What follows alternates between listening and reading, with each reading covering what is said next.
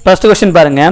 கடலில் நான் ஒரு முத்தென்று நீ காட்டு உந்தன் தலை தூக்கு என பாடியவர் யார் அப்படின்னு கேட்குறாங்க. சரியா?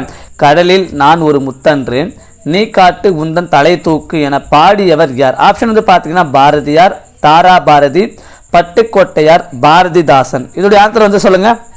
இதோடைய ஆன்சர் வந்து பார்த்தீங்கன்னா தாரா பாரதி. ஓகேவா? அடுத்த கொஸ்டின், பெரியாரின் உருவம் பொறித்த அஞ்சல் தலையை நடுவண் அரசு வெளியிட்ட ஆண்டு எது அப்படின்னு கேட்குறாங்க. சரியா? பெரியாரினுடைய உருவம் பொறித்த அஞ்சல் தலையை நடுவண் அரசு வெளியிட்ட ஆண்டு எப்போது அப்படின்னு கேட்குறாங்க. இதோடைய ஆன்சர் வந்து பார்த்தீங்கன்னா 1978. ஓகேவா? அடுத்த கொஸ்டின் பாருங்க. பாடான் என்ற ஒரே ஒரு புறத்தினையை வைத்து பாடப்பட்ட நூல் எது அப்படின்னு கேட்குறாங்க. சரியா? பாடான் என்ற ஒரே ஒரு புறத்தினையை வைத்து பாடப்பட்ட தொலை நூல் எது அப்படின்னு கேட்குறாங்க. ஆப்ஷன் வந்து பார்த்தீங்கன்னா புறநானூறு, பதிற்று பத்து, பரிபாடல், நற்றிணை. இதோடைய ஆன்சர் வந்து சொல்லுங்க. இதோடைய ஆன்சர் வந்து பார்த்தீங்கன்னா பதிற்று பத்து. ஓகேங்களா? இந்த கொஸ்டின் பாருங்க.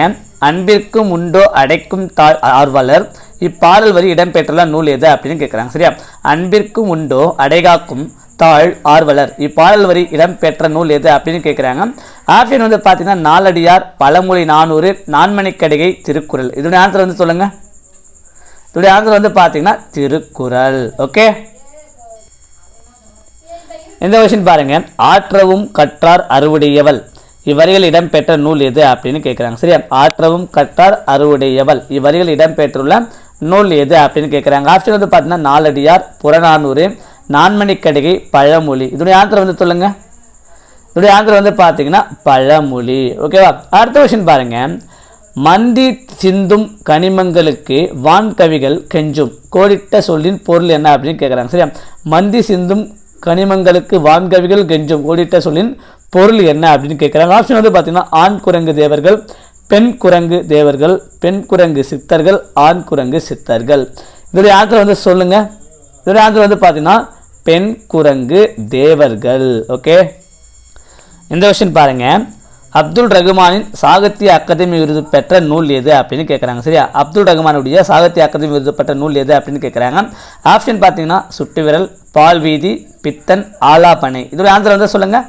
அப்துல் ரகுமானுடைய சாகித்ய அகாதமி விருது பெற்ற நூல் எது அப்படின்னா ஆலாபனை. ஓகேங்களா? இந்த கொஸ்டின் பாருங்க. பலவிதமாயின சாத்திர திண்மனம் பாரெங்கும் வீசும் தமிழ்நாடு என பாடியவர் யார்? ஓகே.